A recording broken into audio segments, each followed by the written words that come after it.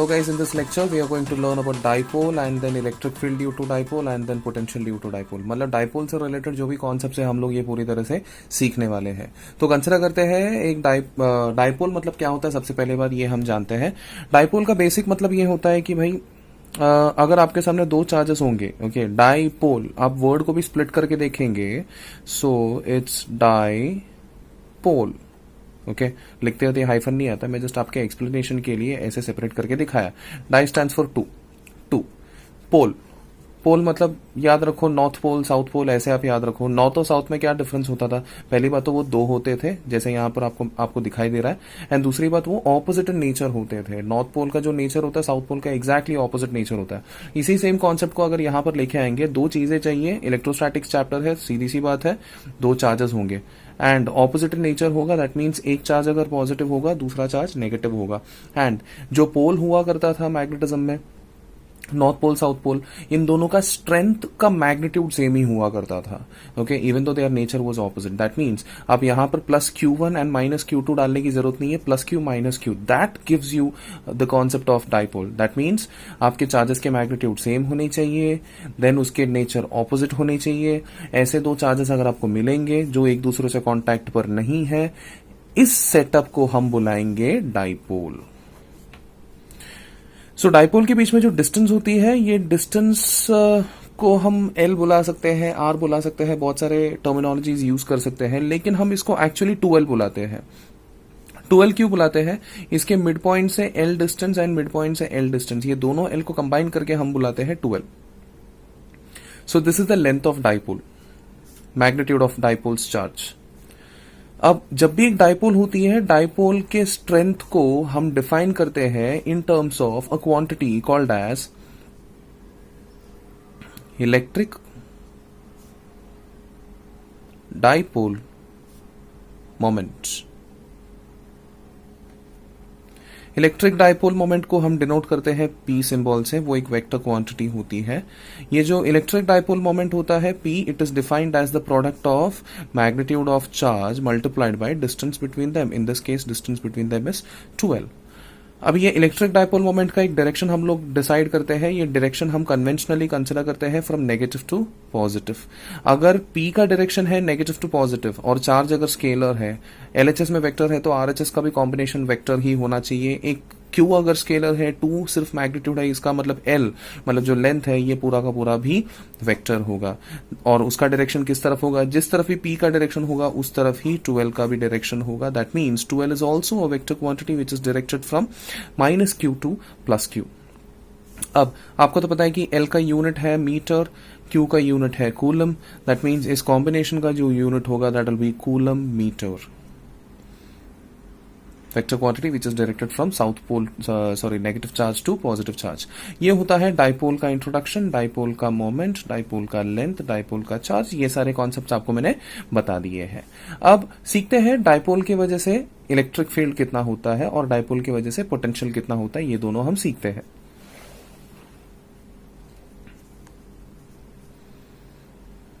Dipole की वजह से इलेक्ट्रिक फील्ड अगर आपको सीखना होगा तो कंसिडर कीजिए दो चार्जेस.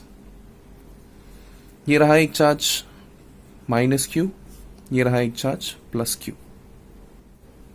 लेट मी कंसिडर ये डाइपोल का एक्सिस, ये जो लाइन है जो इन दोनों को ज्वाइन करती है इसको बोलते हैं हम एक्सिस, और जो भी मिड पॉइंट से परपेंडिकुलर बाइसेक्टर जाती है इसको बुलाते हैं हम इक्वेटर. लेट मी कंसिडर एक पॉइंट है यहां पर इसके एक्सिस पे. अगर एक्सिस पे एक पॉइंट होगा तो उसका उस पॉइंट पर कितना इलेक्ट्रिक फील्ड है ये फाइंड करने की पहले कोशिश करते हैं. आपको तो पता है कि this particular length is L and this particular length is also L. अब ये जो पर्टिकुलर पॉइंट का डिस्टेंस सेंटर से जो होगा उसको मैं चलो R बुलाता हूं. दैट मीन्स पॉजिटिव चार्ज से इसका जो डिस्टेंस होगा R माइनस L होगा, ये particular distance, and negative charge से जो इसका डिस्टेंस होगा that will be R plus L. इस पॉइंट का डिस्टेंस. इस पर्टिकुलर पॉइंट पर इलेक्ट्रिक फील्ड ढूंढना है. बहुत ही सिंपल है. पहले आप निकालो पॉजिटिव की वजह से कितना इलेक्ट्रिक फील्ड होता है. Let me call that this is the electric field due to positive. वो हमेशा दूर रहती है, सो उसको मैं चलो E प्लस बुला देता हूं. E plus stands for electric field due to positive charge. Negative की वजह से जो इलेक्ट्रिक फील्ड होती है वो डेफिनेटली नेगेटिव के करीब जाती है. E माइनस बोल देता हूं मैं. E minus stands for electric field due to negative charge. Definitely उन दोनों का मैग्नीट्यूड अलग होगा क्योंकि उन दोनों चार्जेस का भले चार्जेस का मैग्नीट्यूड सेम हो लेकिन distance from the point is different for both the charges, इसी वजह से इलेक्ट्रिक फील्ड का मैग्नीट्यूड डिफरेंट होने वाला है। तो यहां पर अगर आपको रिजल्टेंट इलेक्ट्रिक फील्ड निकालना है तो सीधी सी बात है इन दोनों को सबट्रैक्ट करना है। अभी रिजल्टेंट इलेक्ट्रिक फील्ड का डायरेक्शन किस तरफ है अगर आपको चेक करना है तो सिर्फ इतना चेक करो कि कौन ज्यादा पावरफुल है। अब देखेंगे तो पॉजिटिव चार्ज सबसे करीब है इसके, दैट मीन्स पॉजिटिव चार्ज का इलेक्ट्रिक फील्ड ज्यादा पावरफुल रहेगा। E plus will be having a greater magnitude as compared to E minus. Okay, तो E plus is greater than E minus. इस वजह से रिजल्टेंट जो होगा, रिजल्टेंट को मैं चलो ई एक्सिस बुला देता हूं, E along the axis, वो होगा टुवर्ड्स E प्लस। डाल देता हूं यहां पर E axis will be equal to electric field due to positive charge minus electric field due to negative charge. Electric field due to positive charge it will be K Q upon इन दोनों के बीच का distance square, इन दोनों के बीच का distance है r minus L the whole square minus negative charge की वजह से जो इलेक्ट्रिक फील्ड होगा that will be K Q upon इन दोनों के बीच का distance square that will be r plus L square. चलो मैं के क्यू को कॉमन निकाल लेता हूं, के क्यू को कॉमन निकालने का यहां पर एलसीएम कर देता हूं। So r plus L the whole square यहां पर आ जाएगा, that will become r square plus 2rl plus L square, minus बीच में आएगा r minus L the whole square यहां पर आ जाएगा, that will become r square minus 2rl plus L square upon इन दोनों को आपस में मल्टीप्लाई करेंगे तो r plus L multiplied by r minus L will give you r square minus L square. दोनों के पास होल स्क्वायर है तो होल स्क्वायर भी डाल देते हैं। देन के क्यू तो एज इट इज रहेगा, r square minus L square नीचे आ जाएगा, ऊपर क्या बचेगा हमारे पास, नेगेटिव साइन की वजह से r स्क्वायर कैंसिल हो जाएगा, एल स्क्वायर कैंसिल हो जाएगा, माइनस माइनस प्लस हो जाएगा, this becomes plus 2rl gives you plus 4rl। उसको मैं तोड़ देता हूं, इसको 2l मल्टीप्लाइड बाय 2r करके लिख लेता हूं प्लस 4rl को। ऐसे क्यों किया, because q multiplied by 2l combine होके हमें देता है p, सो के पी। ओके, 2r वैसे के वैसे डाल देता हूं, 2 इधर डाल देता हूं, r इधर डाल देता हूं, r square minus L square नीचे डाल देता हूं and whole square obviously. So this is the expression of electric field along the axis. इस वैल्यू को आप याद रखिएगा क्योंकि इसको हम लोग आगे यूज करने वाले हैं। Electric field along the axis of a dipole, it will be 2kpr upon r square plus r square minus l square the whole square. अब सीखते हैं along the equator कितना होता है इलेक्ट्रिक फील्ड। उसके लिए वापस मैं वही डाइपोल बना रहा हूं, यहां पर माइनस क्यू, यहां पर प्लस क्यू, ये रहा आपका इक्वेटर, ये डिस्टेंस L होगा, ये डिस्टेंस L होगा, ये पर्टिकुलर पॉइंट पर let us try to find how much is the electric field. तो सीधी सी बात है, यहां से यहां तक का, सेंटर से इस पर्टिकुलर पॉइंट तक का डिस्टेंस को चलो मैं r बुला देता हूं, that means this particular distance is going to be square root of r square plus L square. Since this is a negative charge, electric field approach करेगी यहां पर, let me call that electric field as E minus. Okay, E minus and positive charge ये रहा, positive charge से हमेशा वो दूर जाने की कोशिश करेगी, जिस वजह से उस इलेक्ट्रिक फील्ड को चलो मैं E प्लस बुला देता हूं। अब सीधी सी बात है, इन दोनों के कॉम्बिनेशन की वजह से जो भी रिजल्टेंट इलेक्ट्रिक फील्ड होगा वो रिजल्टेंट इलेक्ट्रिक फील्ड हमेशा ही इन दोनों के बीच में से निकलेगा। अब फॉर्चुनेटली अगर आप देखेंगे ड्यू टू सिमेट्री, जैसा यहां पर root of R square plus L square आ गया, वैसे यहां पर भी root of R square plus L square रहेगा। आप अगर ध्यान देंगे दोनों के केस में E प्लस और E माइनस दोनों के चार्जेस सेम है, दोनों के डिस्टेंस भी सेम है। पिछली बार तो डिस्टेंस अलग था, इस वजह से मैग्नीट्यूड अलग था। इस बार चार्ज और डिस्टेंस दोनों अगर सेम रहेगा तो दोनों के मैग्नीट्यूड्स क्या होंगे, सेम होंगे। सेम है, इस वजह से मैं काम करता हूं, ड्यू टू सिमेट्री अगर इस एंगल को मैंने अल्फा कंसिडर किया तो इस एंगल को भी मैं अल्फा कंसिडर कर सकता हूं। दैट मीन्स अगर मैंने E प्लस को रिजोल्व किया ऐसे दो कंपोनेंट्स में, ये कंपोनेंट और ये दूसरा ऊपर की तरफ दूसरा component, since this particular angle is alpha, ऊपर वाला एंगल अल्फा हो जाएगा, ऊपर वाला एंगल अल्फा हो जाएगा तो ये हो जाएगा E cos alpha and side की तरफ होगा E sin अल्फा। सिमिलरली यहां पर भी ये अगर अल्फा होगा तो सीधी सी बात है, यहां पर ये अल्फा है तो नीचे की तरफ आएगा E cos alpha and side की तरफ आएगा E sin अल्फा। आप अगर देखोगे दोनों की वजह से कॉस कंपोनेंट्स कैंसिल हो रही है, सिंपली साइन कंपोनेंट्स को ऐड करना है. That means resultant electric field due to the at equator of a dipole will be equal to 2 times E sin alpha, where E is nothing but equal to either E plus or E minus. So E plus हो या E minus हो, उसका expression क्या हो जाएगा? E plus या E minus का expression it will be equal to, यहां पर K लिखना है, Q लिखना है upon distance square. So K Q upon इनके बीच का डिस्टेंस है square root of R square plus L square. उसको अगर स्क्वायर कर देंगे तो सिर्फ और सिर्फ बचेगा R square plus L square multiplied by sine alpha. Sine alpha, अभी अल्फा ये है, साइन मतलब क्या होता है? Opposite upon hypotenuse. Opposite is L upon hypotenuse is square root of R square plus L square. That is R square plus L square raise to half. यहां पर raise to 1 है, यहां पर रेज टू हाफ है. अगर आपने combine किया तो 1 प्लस हाफ हो जाएगा 3/2. This becomes E equator is equal to 2, अभी 2 इंटू क्यू इंटू एल, कुल मिलाकर मैं काम करता हूं पी लिखता हूं. So K multiplied by P upon R square plus L square raise to 3/2. This is your expression along the equator of a dipole. अगर आप ध्यान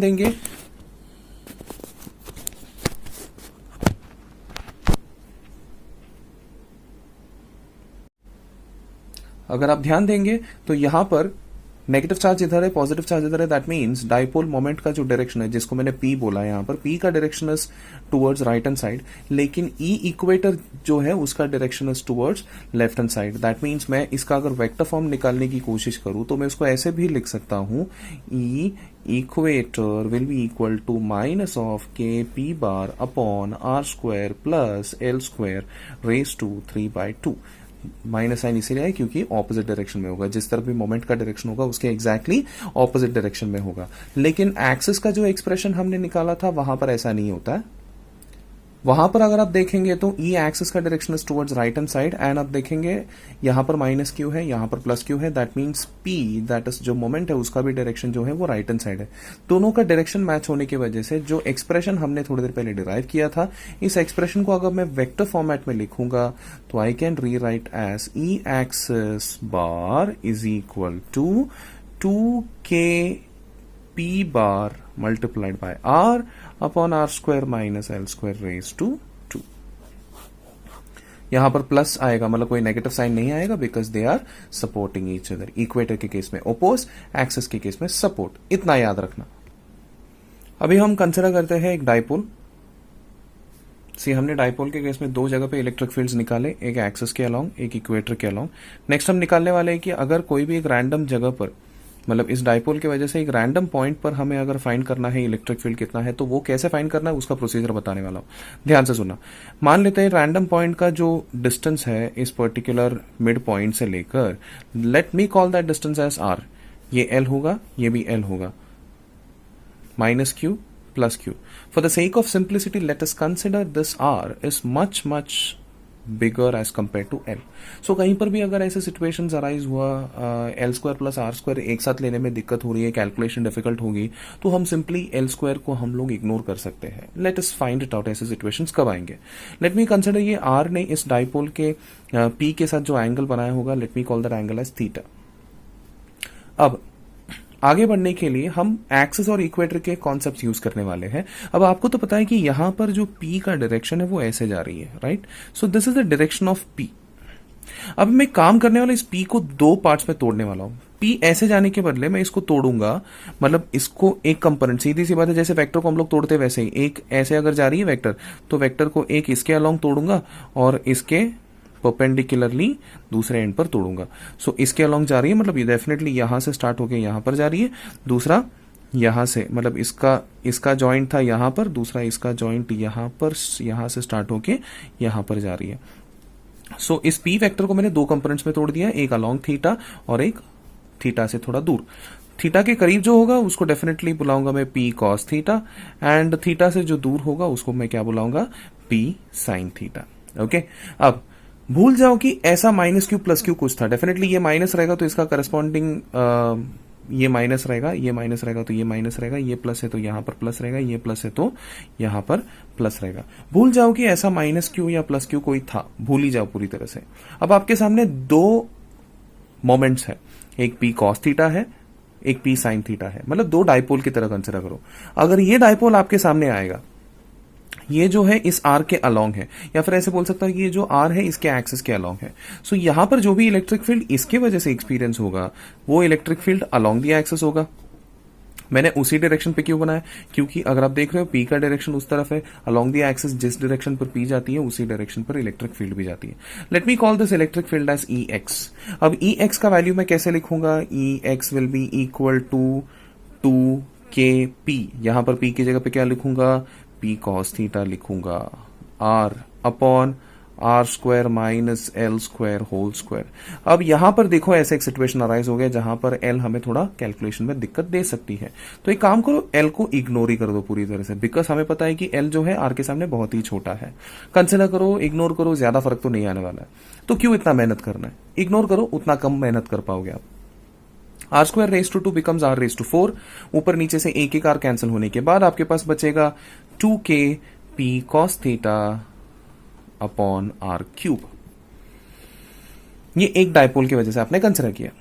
अब मान लो दूसरा डाइपोल जो है पी साइन थीटा वाला डाइपोल है, इसके हिसाब से ये आर जो है ये इसके इक्वेटर के अलोंग है। इक्वेटर के अलोंग अगर होगा तो आपको तो पता ही है कैसे करना है, तो पी साइन थीटा जिस डायरेक्शन पे उसके एग्जैक्टली ऑपोजिट डायरेक्शन पे जाएगी हमारा इलेक्ट्रिक फील्ड, इसको मैं चलो ई वाई बुलाता हूं।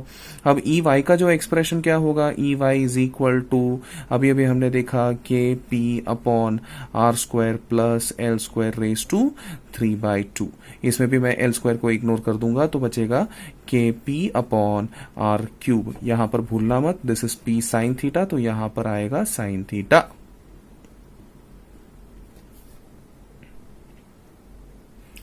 के P sine theta upon R cube.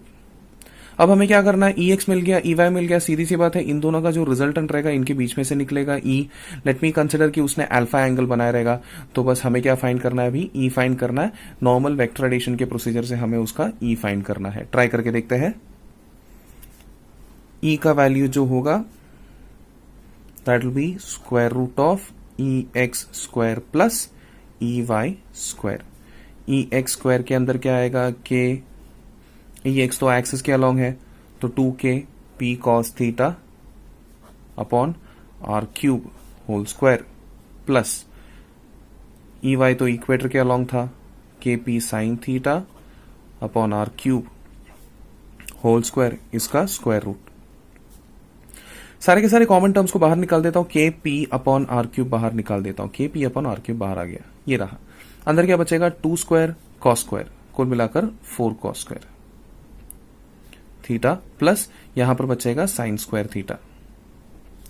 अब आपको तो पता है कि इस 4 कॉस स्क्वायर में से एक कॉस स्क्वायर को साइड में हटाओ, sine square theta plus cos square theta becomes 1, बचेगा इधर 3 कॉस स्क्वायर थीटा। फिर तो वही आपका आंसर रहेगा, K P upon R cube inside the square root it is 1 plus 3 cos square theta. That's your answer. So this is the expression for electric field at any particular point due to a dipole. तो इसमें अगर आपने theta का value 0 डाला along the axis मिल जाएगा, theta का value 90 डालो along the equator मिल जाएगा। दोनों कंडीशंस यहां पर सेटिस्फाई होती है। उसी में से अगर दूसरा सवाल अगर आ गया कि हमने थोड़ी देर पहले ये किया था कि फॉर एग्जाम्पल वो डायग्राम का एक जस्ट एक छोटा सा कॉपी में रीड्रॉ कर रहा हूं यहां पर।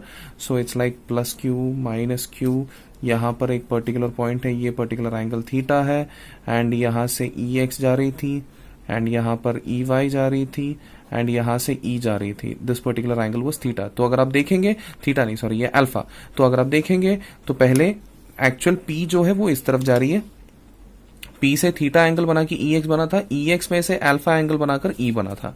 तो किसी ने अगर पूछा angle between P and E, okay, angle between P and E कितना है, दैट विल बी, पहले थीटा चढ़ा है हम लोग ने, थीटा चढ़ा उसके बाद अल्फा का राइज हो गया, theta plus alpha, that's your answer. Okay तो इसमें से अगर किसी ने पूछा, ठीक है थीटा तो शायद वो लोग देंगे क्योंकि हर जगह हम लोग ने थीटा का रिकग्निशन दिया है। किसी ने अगर पूछा अल्फा क्या है, अल्फा फाइंड करने का तरीका बहुत ही सिंपल है। अभी आपको तो पता है कि ई एक्स और ई वाई से बना हुआ अल्फा है ये, तो सिंपल सी बात है, यहाँ पर आप क्या करेंगे, tan थीटा का फॉर्मूला यूज करेंगे।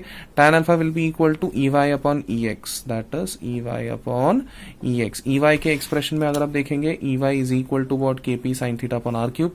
यहाँ पर क्या आएगा, 2 K P cos theta, E X में 2 K P cos theta upon R cube. तो ई वाई के केस में बाकी सब कैंसिलेशन होने के बाद साइन थीटा बचेगा, ई एक्स के केस में बाकी सब कैंसिलेशन होने के बाद 2 कॉस थीटा बचेगा। दिखाई दे रहा है आपको? सो साइन थीटा बचेगा, कॉस थीटा बचेगा, बाकी केपी अपॉन आर क्यूब दोनों जगह से डिवाइड करने के बाद कैंसिल हो जाएगा। तो फाइनली हमारे पास बचेगा tan alpha is equal to 1/2 sine theta upon cos theta is equal to tan theta. तो दैट मीन्स थीटा का वैल्यू तो डेफिनेटली आपके पास दिया रहेगा, जिसमें से आप अल्फा का वैल्यू भी निकाल सकते हैं। So this is how you find अल्फाज वैल्यू। अब हम फाइंड करेंगे पोटेंशियल कितना होगा डाइपोल की वजह से। इलेक्ट्रिक फील्ड तो फाइंड कर लिया, एक्सिस का हो गया, इक्वेटर का हो गया, रैंडम पॉइंट का हो गया, सारे के सारे टर्म्स इलेक्ट्रिक फील्ड से रिलेटेड जो भी था हम लोग ने देख लिया। अब बारी है पोटेंशियल की। इलेक्ट्रिक फील्ड के लिए जितना कॉम्प्लिकेशन था, पोटेंशियल के लिए उतना कॉम्प्लिकेशन डेफिनेटली नहीं होने वाला। मान लेते हैं कि यहां पर एक पर्टिकुलर पॉइंट है जहां पर हमें फाइंड करना है कि पोटेंशियल कितना है। प्रोसीजर सेम होगा, पहले पॉजिटिव चार्ज की वजह से पोटेंशियल कितना निकालेंगे, नेगेटिव चार्ज की वजह से पोटेंशियल कितना निकालेंगे, दोनों को हम लोग ऐड करके आंसर तक पहुंच जाएंगे। डायमेंशन तो बना ही देता हूं, ये एल होगा, ये एल होगा, इस पर्टिकुलर डिस्टेंस को आर बुला देता हूं। अब ये जो पर्टिकुलर डिस्टेंस है, let me call this point as A, let me call this point as B, this is P. कुछ कंस्ट्रक्शन करना पड़ेगा हमें स्टार्ट करने के पहले इनको ज्वाइन करना है, इसको थोड़ा सा स्ट्रेच करना है, यहां से यहां पर परपेंडिकुलर लाइन बनाना है, यहां से यहां पर भी परपेंडिकुलर लाइन बनाना है, दोनों परपेंडिकुलर लाइंस बना देना है। ये परपेंडिकुलर पॉइंट को बी डैश बुलाएंगे, ये पर्टिकुलर परपेंडिकुलर पॉइंट को ए डैश बुलाएंगे। इसने जो भी एंगल बनाया होगा इसको थीटा बुलाएंगे हम लोग। सो सीधी सी बात है, if this is L then this particular segment will be L cos theta. Similarly, if this is L, this is theta, then this particular segment will be equal to L cos theta. So ये दोनों segments को मैं mark कर रहा हूं, यहां पर नीचे मार्क करके दिखा रहा हूं आपको। It will be equal to L cos theta. अब आगे कैसे बढ़ेंगे, हमें एक छोटा सा अजम्पशन करना पड़ेगा। Since R is very much greater, R बहुत बड़ा होने की वजह से हम बोल सकते हैं कि इस पर्टिकुलर आइसोसेलेस ट्राइंगल के जो साइड बीपी है और जो साइड बी डैश पी है, इस isosceles right angle triangle BP and B dash P, इन दोनों का बीपी और बी डैश पी का वैल्यू ऑलमोस्ट सेम है करके हमें कंसिडर करना पड़ेगा। So we'll have to declare that BP is almost equal to B dash P. And B dash P का वैल्यू क्या होता है, बी डैश पी मतलब टोटल आर जो कि ओपी था उसमें से एल कॉस थीटा को रिमूव करने के बाद बचता है ये segment. So it is R minus L cos theta. Similarly AP will be approximately equal to A dash P. A dash P क्या होता है, टोटल आर इस सेंटर से लेकर पी तक का डिस्टेंस प्लस ये छोटा सा L cos theta. So R plus L cos theta gives you A dash P.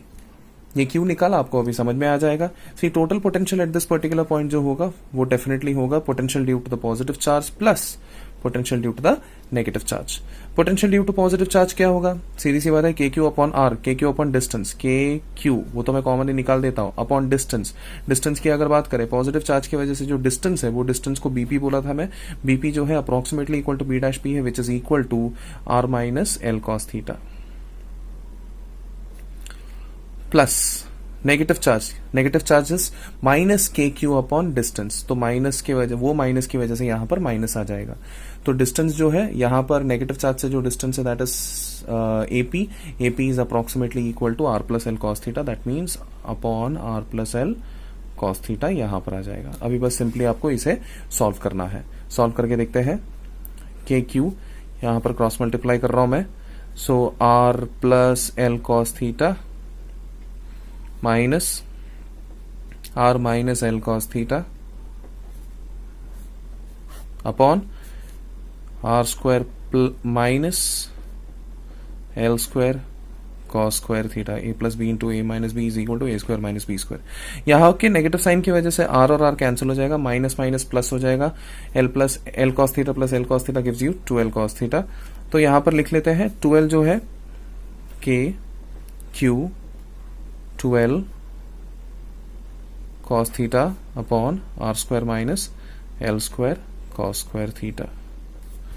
So your expression goes like this.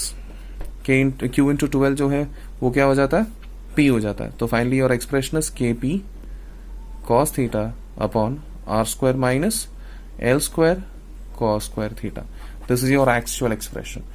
लेकिन हमने यहां पर स्टार्टिंग से कंसिडर किया था कि L जो है वो R से बहुत ही छोटा है. इस वजह से मैं काम कर सकता हूं, ये नीचे वाला जो L square cos square theta जो टर्म है ना, वो टर्म को इग्नोर कर सकता हूं. That gives me KP cos theta upon R square. That's your answer. So इस लेक्चर में हमने क्या क्या सीखा? हमने सीखा डाइपोल क्या होता है, हमने सीखा डाइपोल की वजह से इलेक्ट्रिक फील्ड कितना होता है, electric field along the axis सीखा, इक्वेटर सीखा, फिर एनी रैंडम पॉइंट सीखा, उसके बाद सीखा डाइपोल की वजह से कितना पोटेंशियल होता है. Thanks a lot.